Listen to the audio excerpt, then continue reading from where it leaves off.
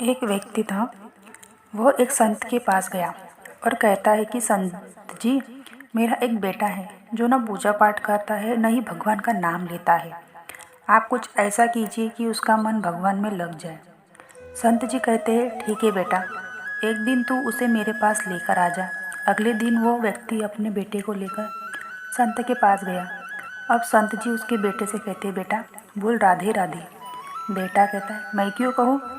संत जी कहते, बेटा बोल राधे राधे। वो इसी तरह से मना करता रहा और अंत तक उसने यही कहा कि मैं क्यों कहूँ राधे राधे। संत ने कहा, जब तुम मर जाओगे और यमराज के पास जाओगे तब यमराज तुमसे पूछेगा कि कभी भगवान का नाम लिया, कोई अच्छा काम किया? तब तुम कह देना कि मैंने जीवन में एक बार श्री राधा रानी के नाम को बोला है। बस एक बार इतना बताकर वह चले गए। समय व्यतीत हुआ। एक दिन वो मर गया। यमराज के पास पहुंचा। यमराज ने पूछा, कभी कोई अच्छा काम किया? उसने कहा, हाँ महाराज, मैंने जीवन में एक बार श्री राधा रानी का नाम को बोला है। आप उसकी महिमा बताइए। यमराज सोचने लगे, एक बार नाम की महिमा क्या होगी, इसका तो मुझे कुछ भी नहीं पता। यम बोले, चलो इंद्र के पास, वो ही बताएंगे। व्यक्ति बोला, मैं ऐसे नहीं जाऊंगा, पहले पालकी लेकर आओ, उसमें बैठकर जाऊंगा। यमराज ने सोचा ये बड़ी मुसीबत है। फिर भी पालकी मंगवाई गई और उसे बिठाया। 4 कहार लगाए गए और बोला, यमराज जी, सबसे आगे वाले कहार को हटाकर उसकी जगह आप लग जाइए। महाराज जी ने ऐसा ही किया।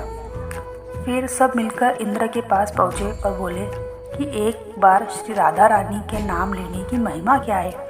इंद्र बोले, महिमा तो बहुत है, पर क्या है ये मुझे भी नहीं मालूम। बोले कि ब्रह्मा जी के पास पता होगा, वो ही बताएंगे। वो व्यक्ति बोला, इंद्र जी ऐसा है, दूसरे कहार को हटाकर आप यमराज जी के साथ मेरी पालकी उठाइए। अब एक यमराज की पालकी उठा रहे और दूसरी तरफ इंद्र लगे हुए हैं। पहुँचे ब्रह्मा जी के पास। ब्रह्मा ने सोचा कि ऐसा कौन सा प्राणी ब्रह्मलोक में आ रहा है जो स्वयं इंद्र और यमराज पालकी उठाकर ला रहे हैं। ब्रह्मा के पास पहुँचे। ब्रह्मा ने पूछा, एक बार श्री राधा रानी का नाम लेने की क्या महिमा है? ब्रह्मा जी बोले, महिमा तो बहुत है, पर वास्तविकता क्या है ये मुझे भी नहीं पता।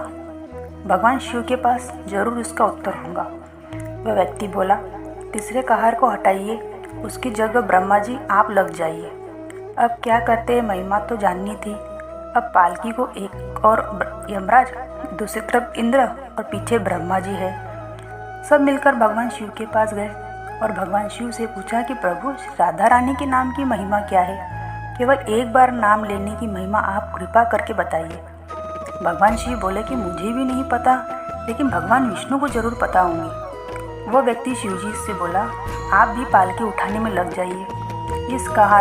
इस प्रकार ब्रह्मा जी, शिव, यमराज और इंद्र चारों उस व्यक्ति की पालकी उठाने में लग गए और विष्णु जी के लोक पहुँचे।